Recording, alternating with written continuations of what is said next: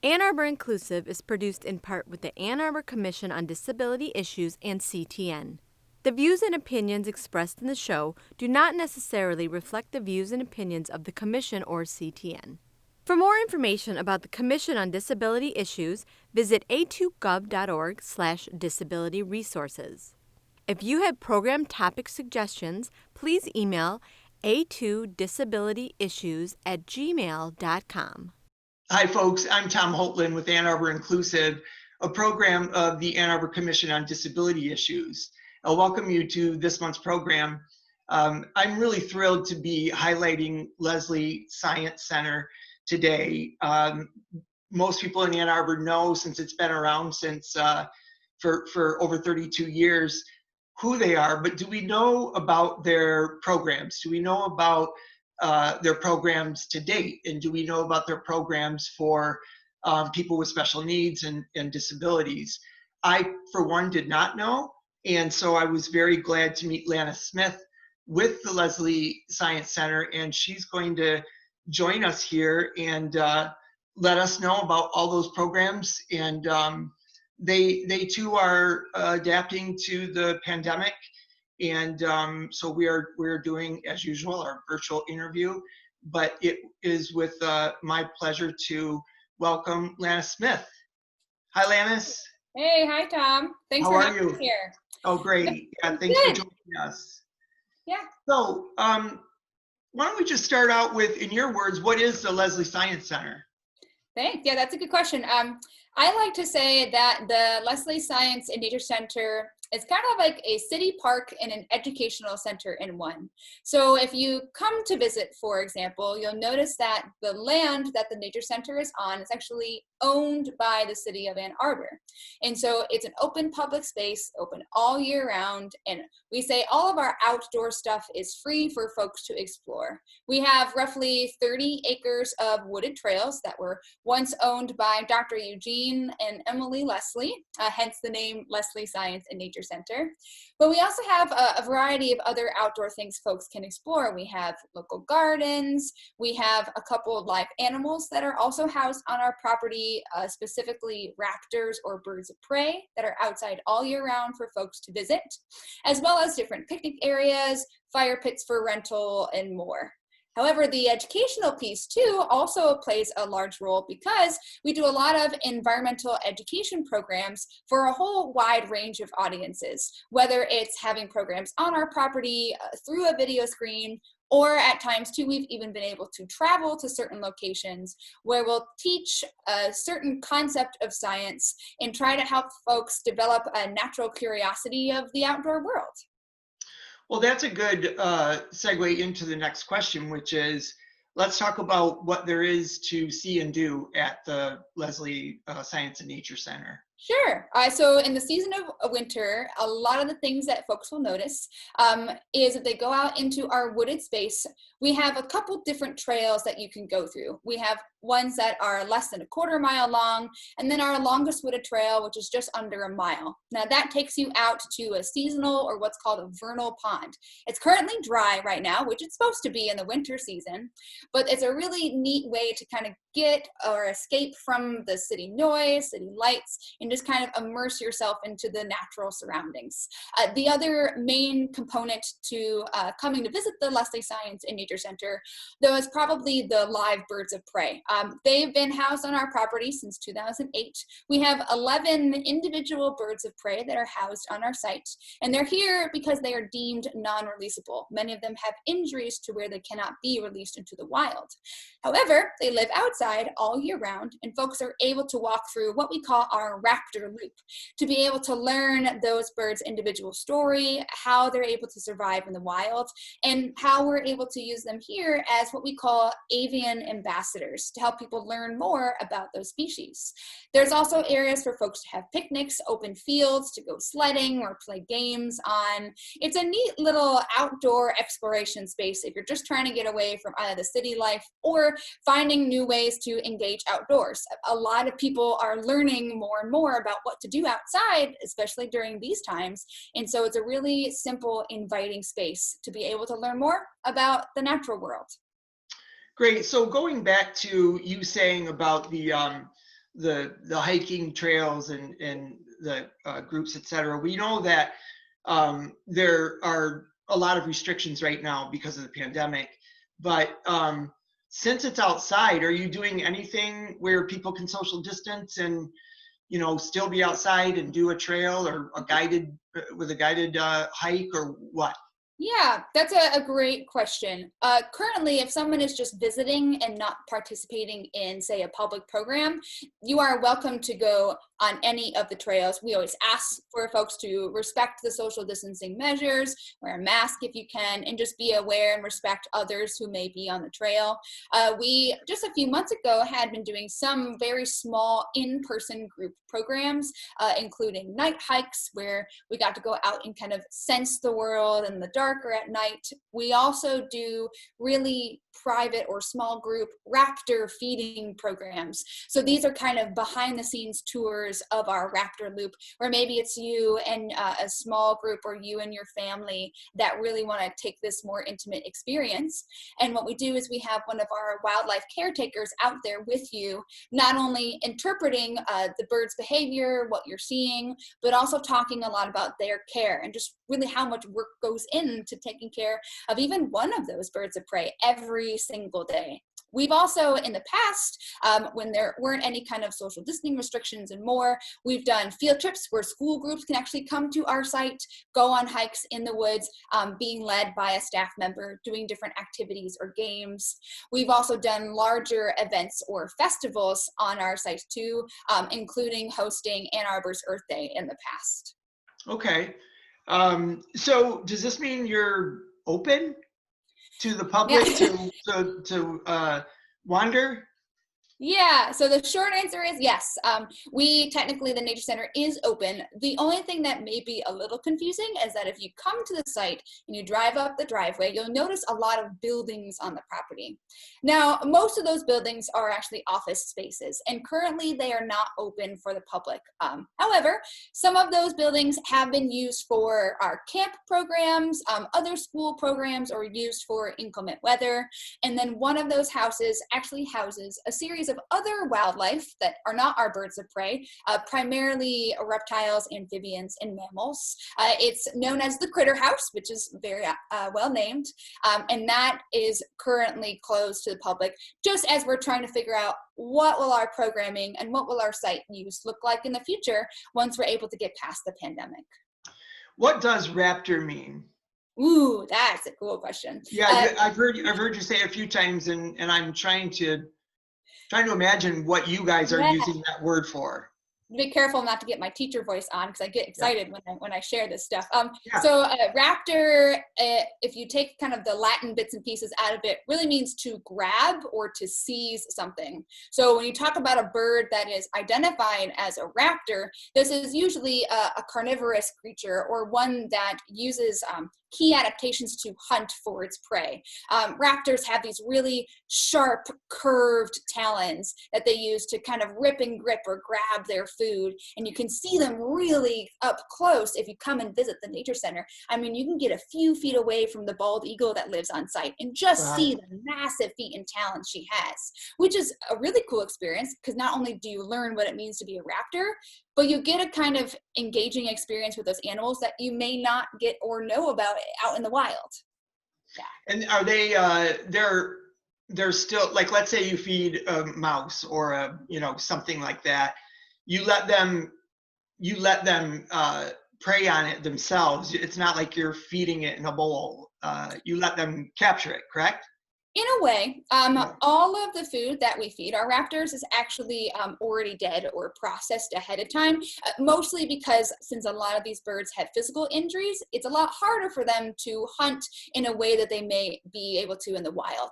For example, we have quite a few birds that have wing injuries, and if they were trying to catch something that was still alive or moving around, it may end up that they damage them or cause more damage to themselves overall.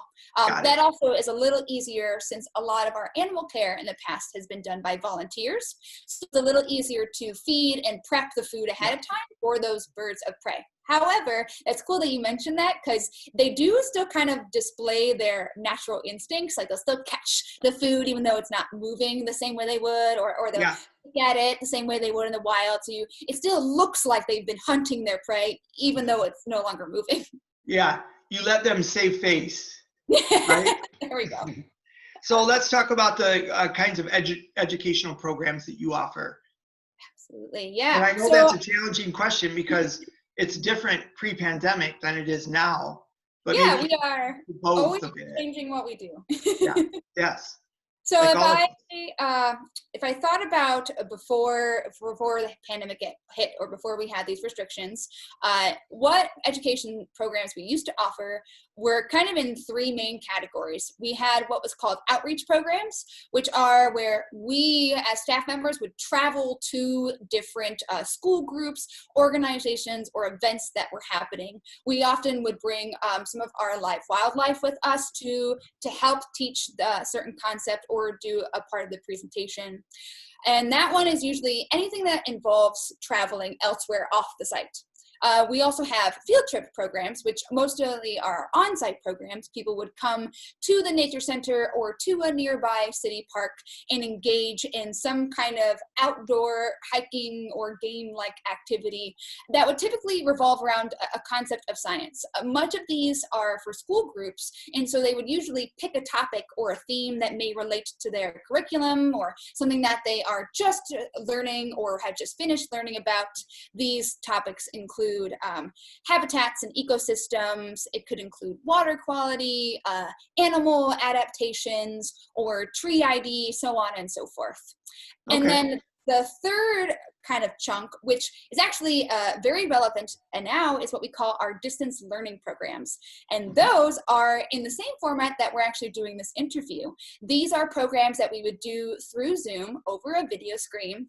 And with working with our sister site, that's the Ann Arbor Hands-On Museum, we would be able to ship kits of physical materials to different locations ahead of time, so that when the program is happening live, we can actually do an experiment or an activity with the audience at the same time, answer questions, or engage in a conversation around whatever concept in science we may be discussing. The cool part about that kind of program is it's allowed us to expand our audience not only outside of Michigan, but internationally. One of our main partners or school groups that we work with through our distance learning programs is actually an organization called Connected North up in Toronto, Ontario, in Canada, where they help us connect to students to even the more northernmost tip of the country to be able to do a variety of programs. So it's really a unique way to kind of get the word out there or meet and learn about science with all different kinds of audience and folks, even outside of our country.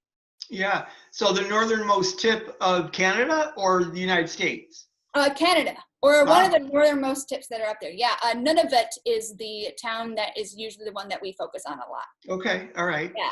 So I know you were going to share since you had some special visitors. I do, yes. Should we do that now? Yeah, of course. Yeah, And it relates really well to our educational programs, because while I might be the one talking a lot during the program, I'm not technically the only teacher. And that's probably the biggest staple feature with the Leslie Science and Nature Center is that we have live animals in our programs. And that's one of the things that I think makes us stand out. Now, all of these animals have to go through training in order to do these programs, even ones that are over a video screen. So any kind of educational program, public program, fair, festival we do that involves our wildlife, we usually have to be very picky or be very careful of which wildlife we choose, just so we make sure they've gone through the proper training and that we know they feel comfortable. So the first animal that I want to share with you is kind of a veteran when it comes to our programs, and she's involved in one of our more popular distance learning programs. We'll see if you guys can try to identify what she is as I bring her through here. All right, Tom, do you think you know what kind of animal this is? Well, what kind? I don't know the specifics, but it looks like, even though I'm seeing the side version, it looks like an owl to me. Yeah, you're absolutely right. Yeah. This is specifically an eastern screech owl. They're about our second smallest owl species that we have here in Michigan. This would be one of the raptors that if you came to the Leslie Science and Nature Center, you could see outside all year round. And she's a great teacher when it comes to those raptor adaptations. While she's small, she still has kind of a ferocious nature about her. She also has those really large, sharp, curved talons on her feet. While Yeah. her beak is pointed downward, she has a sharp curved beak, and she's great at helping students understand why a raptor might need those features to begin with. But beyond the basic bird of prey adaptations we see, she's also one of our main teachers in what we call our Owls from the Inside Out program. Now, this is a program that focuses specifically on nocturnal or nighttime adaptations with these animals. But with our distance learning programs, we mentioned that we can send out physical materials, and the material or activity we do with students when it comes to owls is an owl pellet dissection. So we actually ship out owl pellets. It's basically leftover food from an owl, and students or audience members can actually dissect their owl pellet with us while we're here with the owls and help answer questions about the things that they find inside and kind of get an idea or a holistic view of the lifestyle of an owl in the wild, their diet, and then even more, how can we interact with animals like this out in their natural habitats? So what does an owl like this prey on or eat if it's left, if we find it out in the woods of Michigan? Yeah, mostly small rodents, a lot of mice, moles, voles, and shrews that they can find.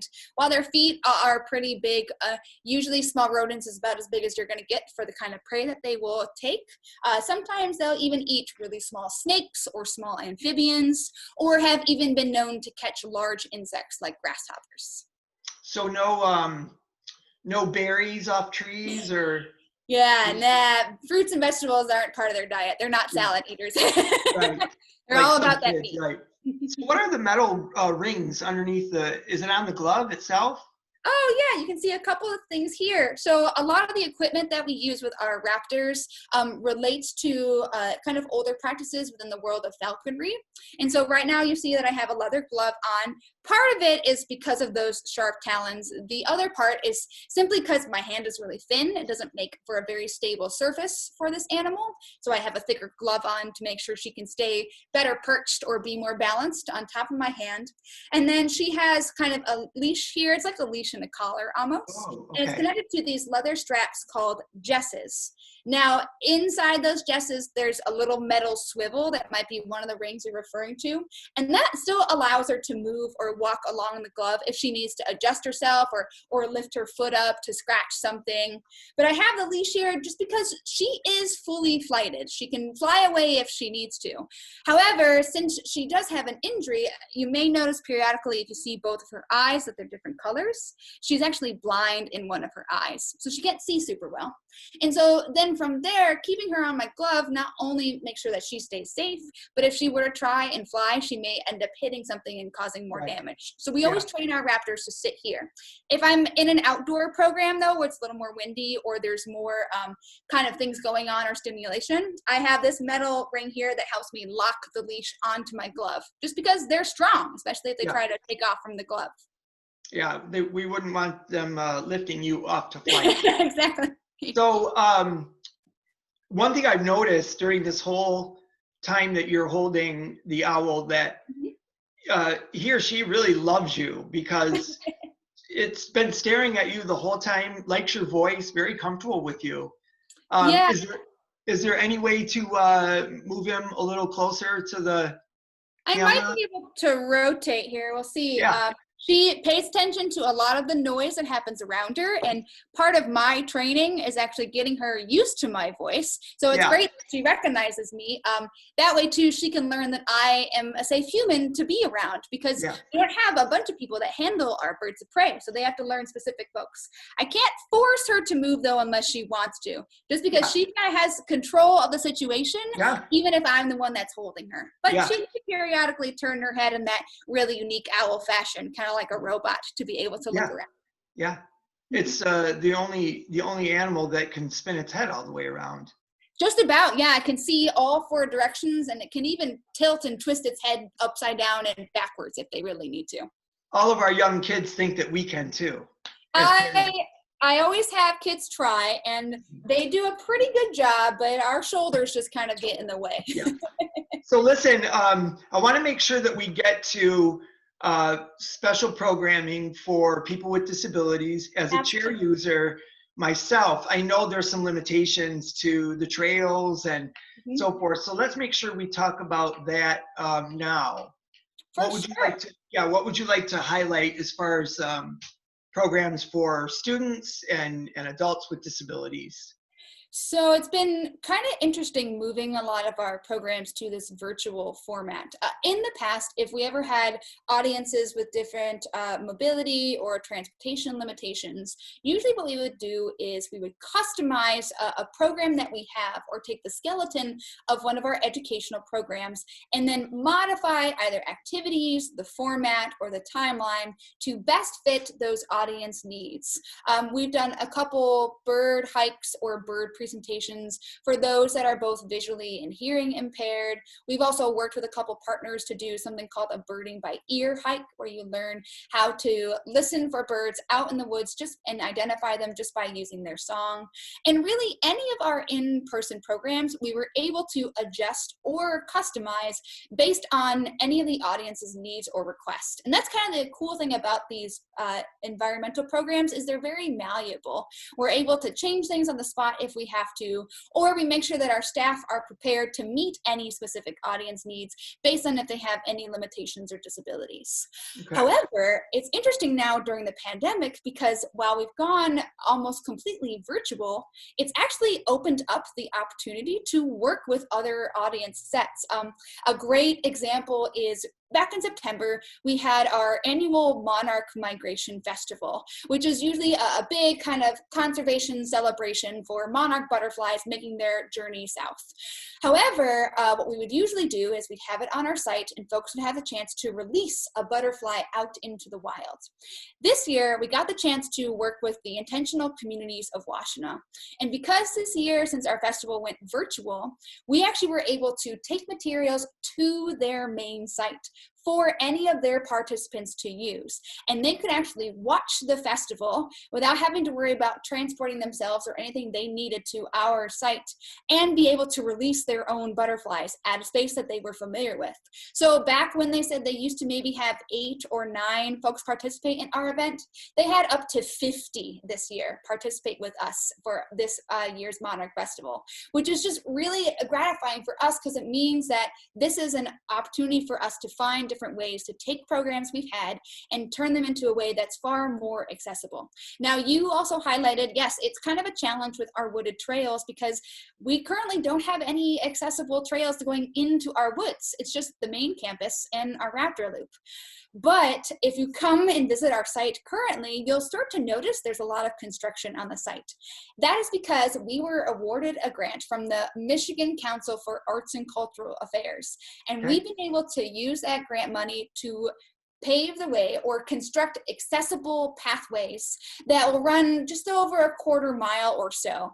And it's going to run along our wooded spaces to be able to use those accessible pathways, also to go to different areas where we do our programs. In the future, we hope to have a pavilion that we can use for a program space. One of our fire pits will now be accessible for folks to use, because the pathway will connect to it. And we're looking to build what's called a nature's playscape, which is basically a playground using a lot of natural elements. And that entire space will also be accessible with these new pathways. So it's been a long process, but we're really excited. You can see the physical results now too. And we're really excited to see that we can finally have these accessible trails for folks when they come and visit. I feel like this interview only scratches the surface of what you guys do and what you guys need and what you're doing in the future, which is great. But where should people, I'm sure this is going to pique a lot of people's interest. So where should people go for more information on you guys, for the virtual education, for donating and supporting, because I'm sure you welcome contributions at the end of the year. So give us where we should, our viewers should go to get involved. So one of the easiest things to do is just to visit our website. It's just lesliesnc.org. If folks visit our website, we have a list of the current program opportunities this fall and winter. We also have announcements for any upcoming events or things that people can do on our site. It also has information about past programs or the Raptors that they will meet. We also partner with the Ann Arbor Hands-On Museum, though, too. They're one of our sister organizations.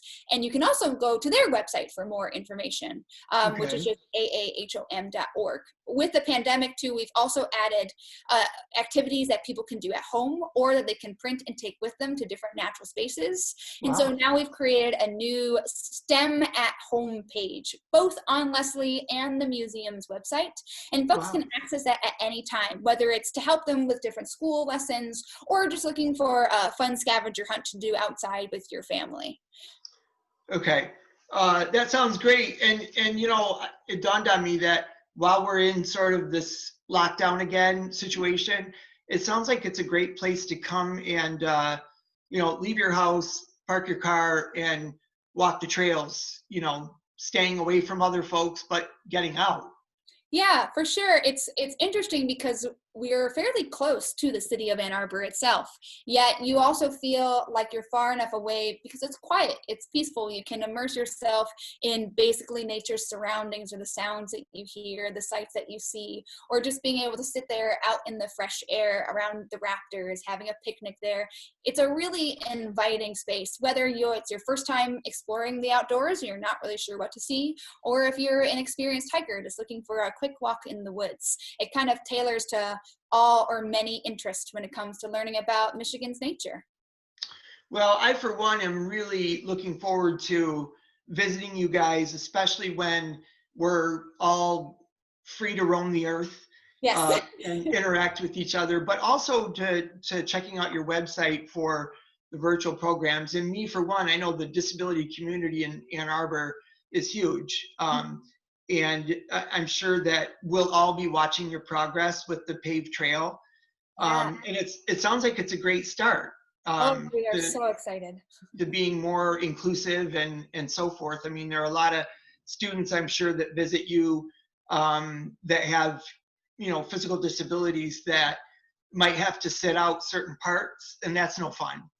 Yeah, and I like how you said that's a great start, because you're right, this is really just the beginning to help open up ideas or opportunities for folks that may need different accessibility needs here. I think the final thing we'll make sure we always say is that in order for us to continue doing these programs and to make sure we reach a wide range of audiences, we are always looking for opportunities to talk to outside partners or groups that either have more knowledge on making sure things stay inclusive or other ways to do activities based on different accessibility needs. And while we are able to provide these pathways on our site, I don't think we'll ever stop looking for other ways to keep making things more accessible for all, whether it's through virtual programs, talking with other folks or other organizations to help improve our programs, or even doing an interview like this. Yeah, well, I couldn't have ended the show any better than what you just did.